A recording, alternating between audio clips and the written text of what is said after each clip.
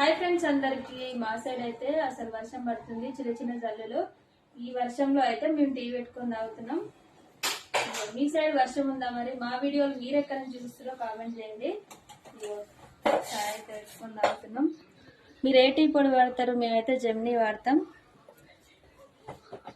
మీరందరూ అయితే టీ తాగిరా? మరి ఒక సైడ్ అయితే రైస్ కూడా అడిగినా అన్నం కూడా ఉండాలి.